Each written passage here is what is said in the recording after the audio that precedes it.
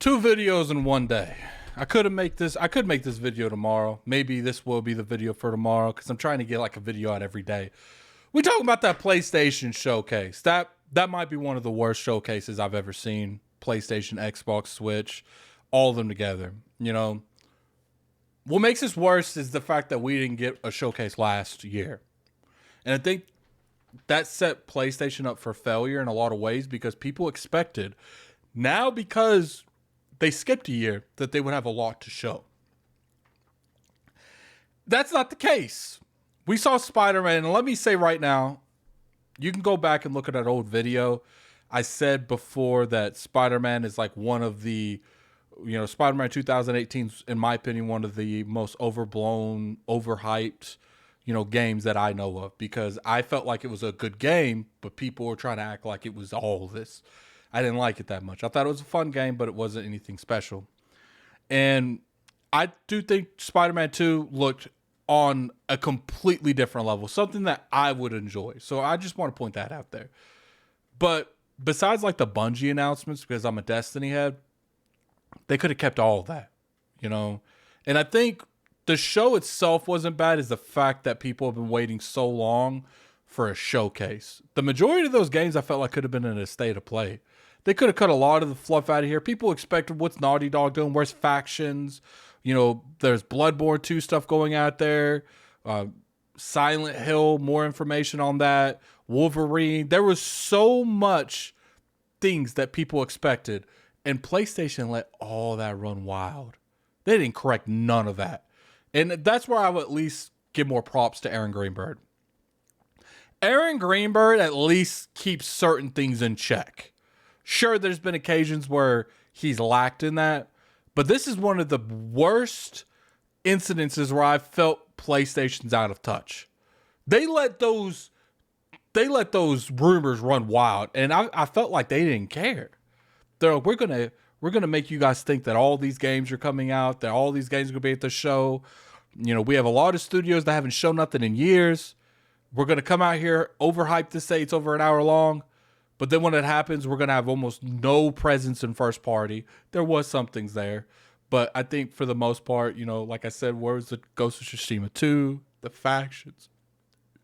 Where was the other game that Cory Barlog's working on? And I know that's probably way out there.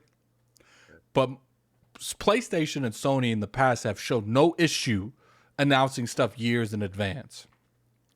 It's kind of weird that we're not seeing games that's coming out next year, the year after that. I feel like at this moment we know more, like a vast majority more, about Xbox's road line than we do PlayStation's. Like besides Spider-Man and Wolverine, we don't really know anything going on right now. I see them pushing big towards, games as a service. They have those 10, developers making stuff. There was a couple of them there. But for the most part, PlayStation gamers don't care about stuff like that. That's why you're seeing the outcry right now on Twitter, because people are just generally disappointed. I myself, clearly, if you saw the reactions on the Iron Lords podcast channel, and a lot of that's just banter, just entertainment.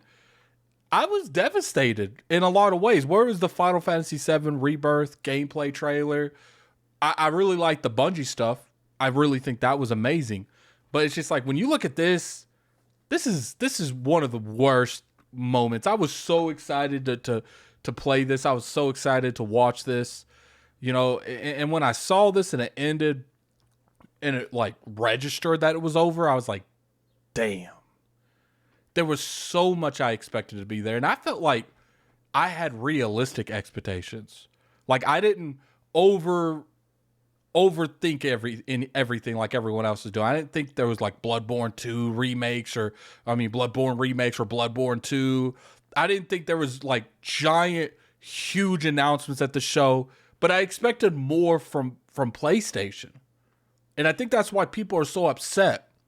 You take 2 years off and you don't show anything with your own studios really, but you only show the game that we know is coming out this year. And keep in mind, they showed Spider-Man, and Spider-Man even wasn't there, like the release date. What they showed on the gameplay was phenomenal. Day one, right now. No release date. So that makes me think that either they They want to show that on a state of play, which is stupid in my opinion. You know, the showcase was definitely lacking a lot of announcements. So instead of showing that release date here, where you're going to really need it, you're going to show it at a state of play. That's why it just feels like they're out of touch right now, you know. And keep in mind, maybe we're at this point where this is the Jim Ryan era. You know, if you really think about it, Jim Ryan has done a lot of stuff, like bringing games to PC, like did stuff for the PlayStation ecosystem, but you can really put the crown on the majority of the PlayStation success right now on Sean Layton. You know, whoever watched this and thought it would be good to hype this showcase up, keep in mind, hardcore gamers are going to watch these and they're going to expect the announcements that they normally expect from them. I will say that 9 times out of 10, when PlayStation does a showcase and out of state of play, people are pleasantly surprised and they enjoy what they watch. This show wasn't horrible, but it's like a 5, 6 out of 10 to me. I honestly thought this is one of the worst shows I've ever seen PlayStation deliver. And they open up this giant door for Microsoft and Xbox next month to take advantage and have a way better show. I would be very surprised that PlayStation is not able to Xbox is not able to capitalize on this show. Extremely surprised. And it's just like, maybe I'm starting to like think that maybe games aren't ready to be shown. Now, hear me out. We saw a lot of Xbox games get delayed because of, they were saying, pandemic issues.